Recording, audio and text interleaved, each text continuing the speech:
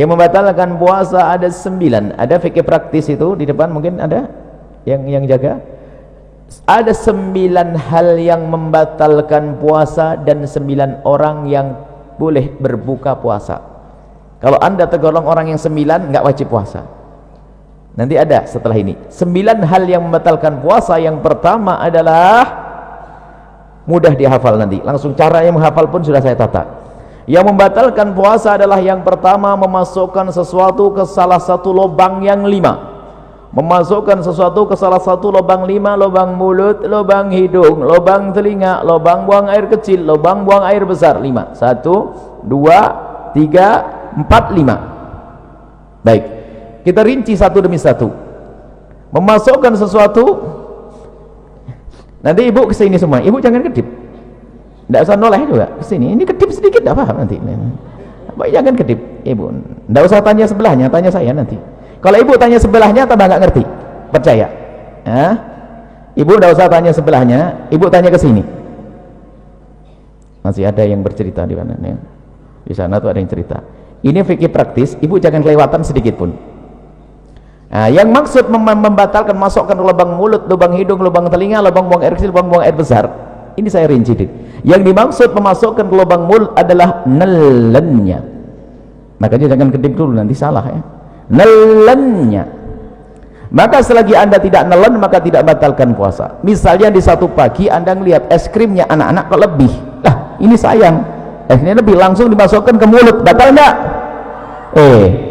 Enggak batal, asalkan jangan ditelan. Jangan ditelan, awas jangan. Enggak ada yang berbeda, tanya ulama manapun sama, enggak ada. Enggak batal, asalkan jangan di permen masukkan permen. Batal enggak? Enggak batal, asalkan jangan ditelan. Sudah selesai. Sebab yang membatalkan nelennya. Tapi makruh, iseng banget ya, tambah sakit hati es krim masukkan mulut siang hari bulan Ramadan. Tapi kita harus paham yang membatalkan nelen. Makanya kenapa Buya ngomong jangan kedip. Kalau ibu kedip atau ibu noleh ke sebelah, habis itu pulang, oh yang membatalkan nelennya saja ya. Iya, bener kan? Paham? Jelas. Pulang ke rumah, ditanya sama anaknya, mama nelen ludah gimana ma? Saya tadi ngobrol. Makanya jangan ngobrol kalau ngaji, nggak usah tanya ke tetangganya. Ayo nelen ludah gimana? Kayaknya batal. Ah kok kayaknya, nih gimana sih? Harus jelas. Nelen ludah itu tidak membatalkan puasa dengan catatan ada 3. Jadi nelen ludah itu tidak membatalkan puasa asalkan ada catatan 3. Yang pertama, ludahmu sendiri. Sudah tidak usah bingung kalau belajar dengan kami, ibu matanya ke sini aja, ibu gak usah bingung, nanti ibu paham sendiri, gak usah bingung, gak usah. Saya pikir yang paling mudah itu ibu paham gampangnya. Yang pertama, ludah ditelan itu tidak membatalkan puasa asalkan ludah ibu sendiri. Ludahnya orang lain batal ya, masa ludahnya orang ini ya. Cuman kalau ngomong ludahnya orang lain itu jangan dibayangin ada ludah di meja langsung itu jorok banget itu. Anda memang belum belajar bagaimana keharmonisan dalam rumah tangga. Ya mungkin sekali seorang suami kalau ciuman kan nggak batal puasa, tapi kalau tertukar lidah suami sama istri, nah gitu loh contohnya yang indah. Contoh kok jorok banget. Rumah tangga model apa itu? Jadi kan tertukar ludah, batal tidak? Batal karena bukan ludahnya. Jadi kalau ludah orang lain batal. Yang kedua, ludah ditelan tidak membatalkan puasa asalkan ludah masih ada di dalam mulutnya. Tapi kalau ludah itu ibu iseng mulai pagi sampai siang dikumpulkan di gelas, sampai dapat setengah gelas, masya Allah, taruh di kulkas dingin. Setelah itu ibu minum di siang hari, batal enggak? Batal karena sudah keluar dari mulut. Kalau sampai tidak paham omongan yang begini, masuk SLB, dibuat yang gampang begini. Maka jangan nolak-nolak, sudah saya bikin yang paling gampang. Yang ketiga, ludah itu ditelan tidak membatalkan puasa asalkan ludahnya masih asli, belum bercampur dengan yang lainnya. belum campur sama permen, belum campur sama kopi, belum campur sama es krim. Jelas ah? Baik, kalau saya bicara ludah begini saya telan, tidak batal puasa saya karena ludah masih ada di mulut saya, ludah belum bercampur dengan sesuatu, dan ludah saya sendiri. Selesai? Baik, sudah jelas yang pertama, nggak usah bingung. Berarti kalau ditanya anaknya, ludah batal enggak Mi? Jelas tidak, asalkan begini. Sebab ada orang ditanya, Ustadz, nelan ludah batal enggak? Gayanya enggak. Kayaknya enggak. Ini fikih apa itu? Nelan enggak setelah itu? Kayaknya enggak ada, harus tidak. Begitu, selesai. Kemudian setelah itu masukkan lubang hidung. Nah, masukkan lubang hidung, memasukkan ke lubang hidung, membatalkan puasa. Langsung ada yang stres. Pengajian paling tidak enak. Kenapa ibu? Saya punya hobi aduh, ini gimana ini? Nah, makanya kalau ngaji lanjutin, jangan ngobrol, jangan main HP.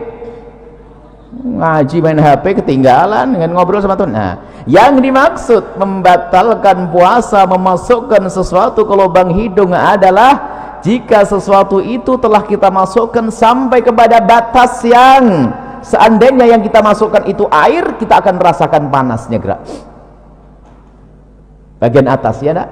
Kalau kita masukkan air panas ya bagian atas. Maka kalau kita masukkan sesuatu ke lubang atas sampai bagian atas yang panas, itulah maka batal puasa kita. Tapi kalau kita masukkan sesuatu masih lubang bawah, itu tidak membatalkan puasa. Maka kami sampaikan kepada semuanya kabar gembira bagi yang suka hobi, bahwa ternyata ngupil tidak membatalkan puasa. Selesai.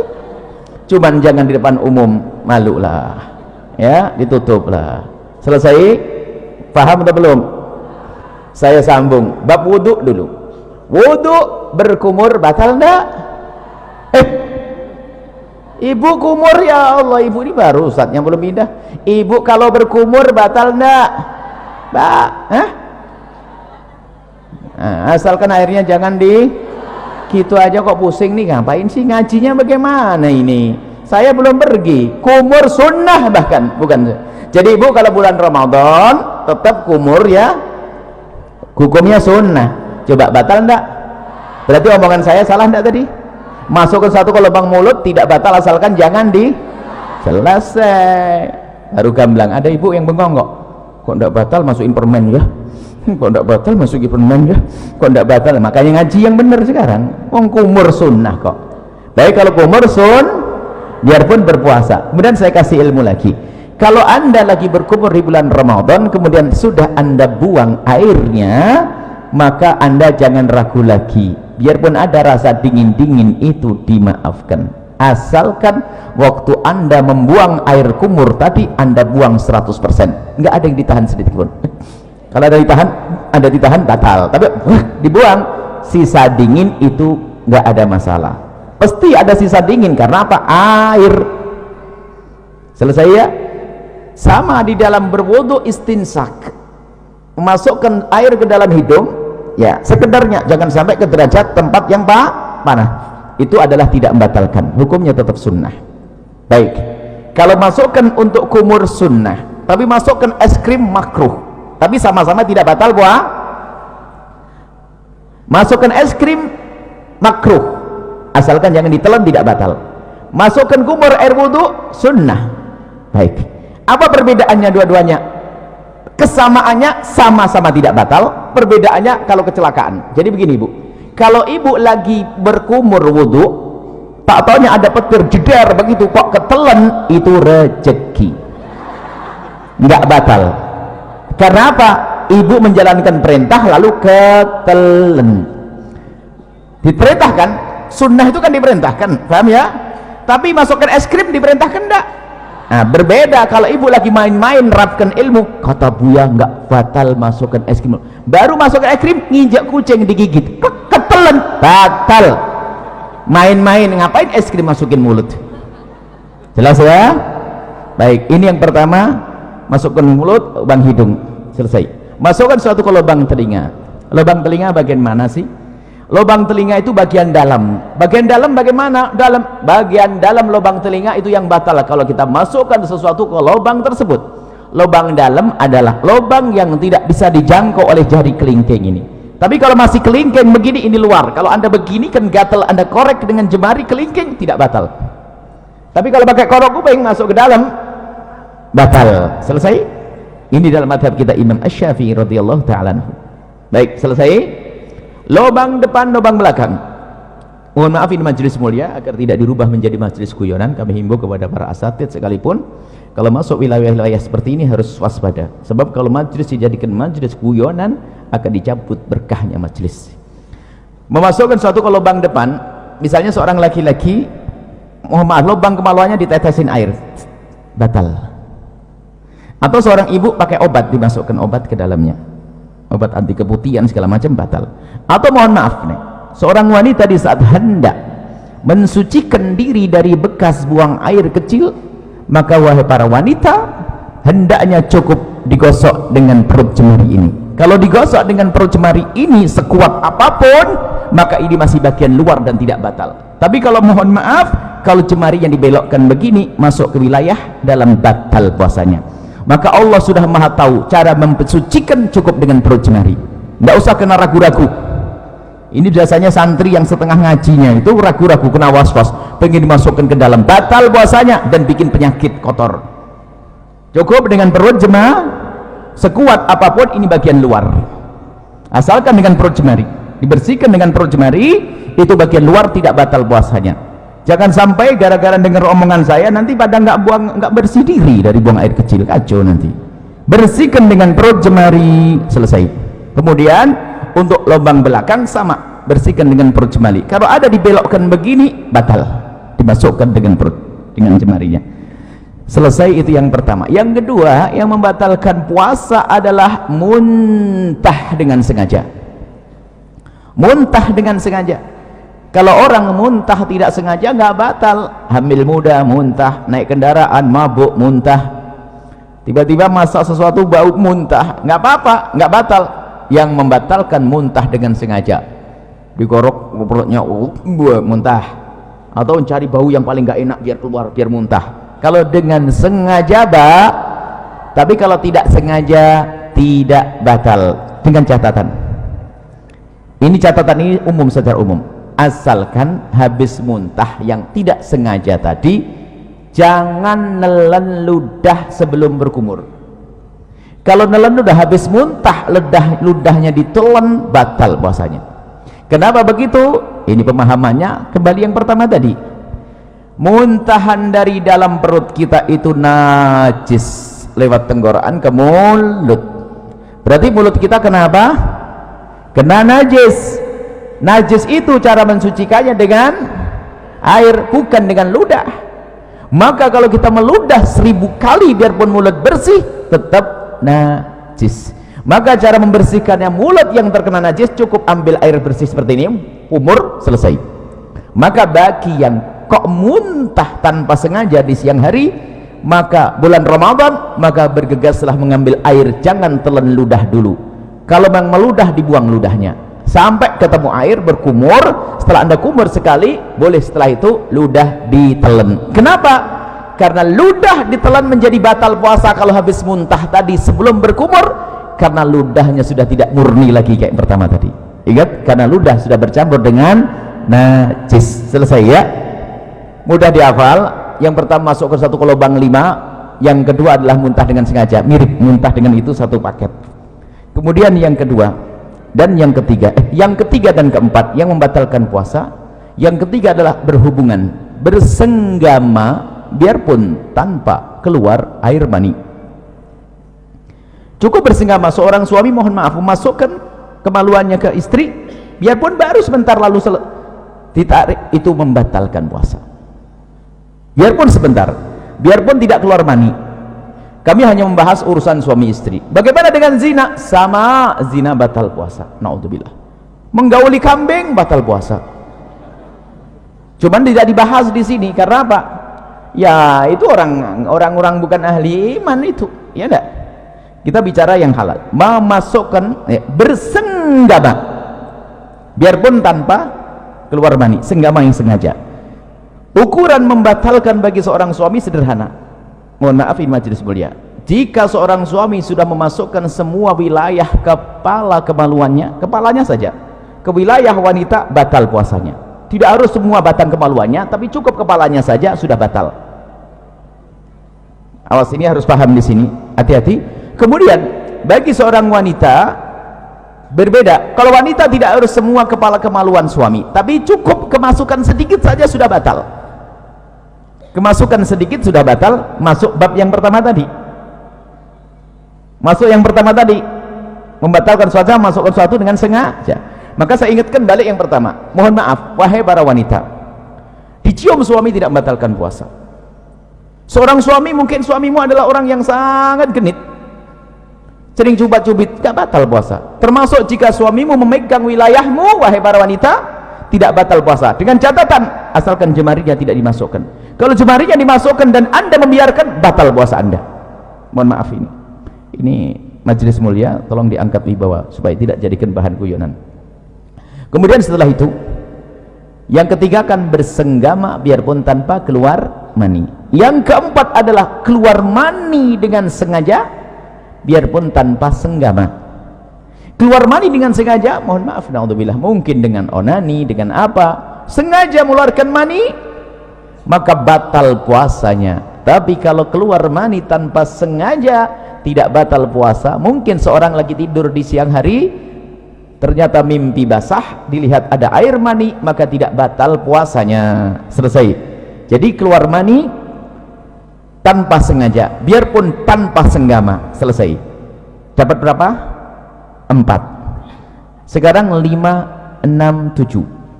Biar ngapalnya gampang. 5, 6, 7, haid, nifas, melahirkan, satu paket. Haid, nifas, melahirkan. Seorang wanita lagi puasa jam 5 sore keluar darah haid, batal puasanya. Seorang wanita yang ahli ibadah biarpun hamil tua tetap puasa. Setelah puasa di hari itu jam 4 sore bayi lahir, batal puasanya. Melah ya nih. Yang pertama adalah haid, yang keempat 5 haid, 6 nifas, 5 melahirkan. Hafalannya harus jelas ini ya. Melahirkan bayi atau bakal bayi. Tolong diingat kalimat bakal bayi di sini. Bayi atau bakal. Kalau bakal bayi itu apa? Keguguran. Jadi kalau keguguran batal enggak? Batal enggak? Hah? Iya, jangan kaget, digituin saja sudah berubah.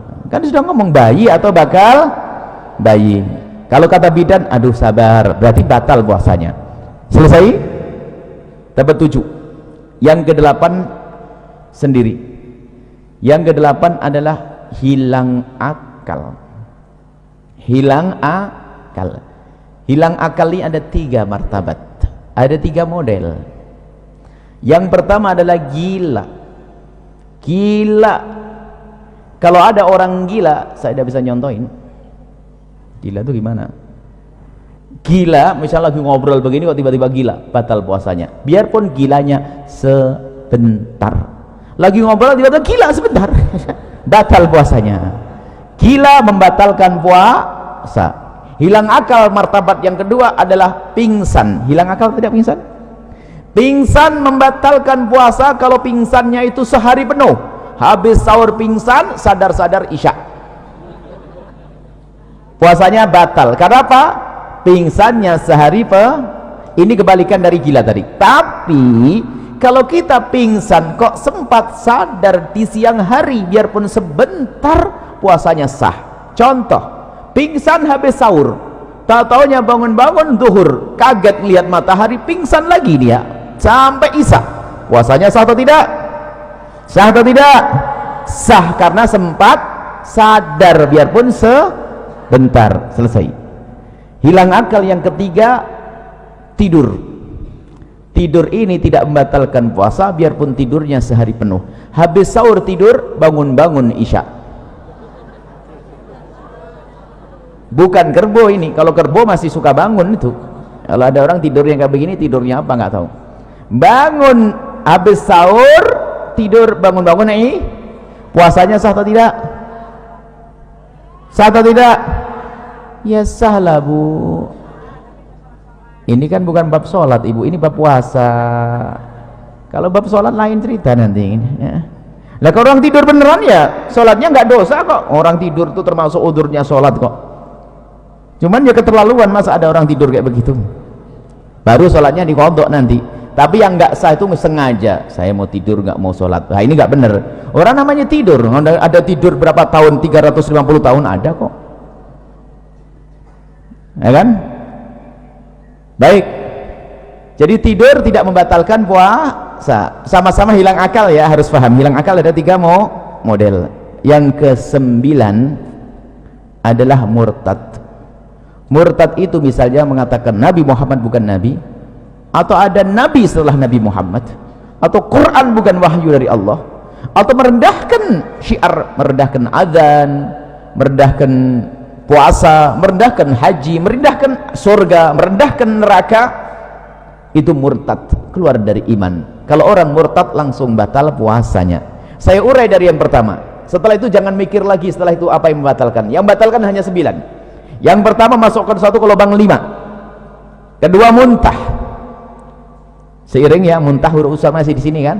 Lubang 5 kan sini 1 2 3 4 5. Muntah masih di sini. Yang kedua muntah. Yang ketiga dan keempat bersenggama dan keluar mani. Bersenggama tanpa keluar mani. Yang keempat keluar mani biarpun tanpa senggama. Hafal? Hafal belum? Kalau tidak hafal tidak dilanjutin ini. 5 6 7 haid, nifas, melahir. Yang ke-8 hilang akal. Selesai. Hilang akal ada 3 model. Yang ke-9 apa? Murtad. Selesai, jangan mikir lagi setelah itu. Nah, kalau nanti ada yang bertanya, yang jawab temennya. Baik, saya coba, saya uji, saya tes.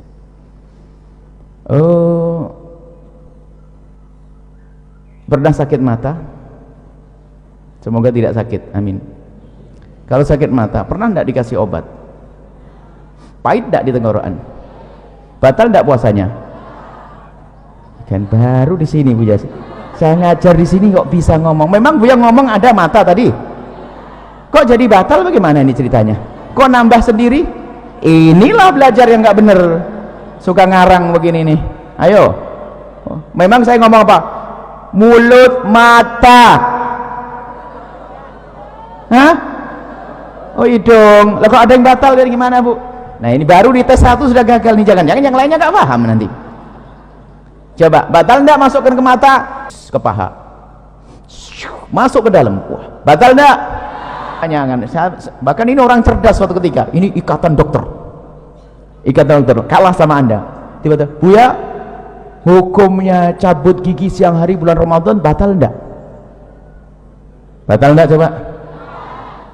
Gigi?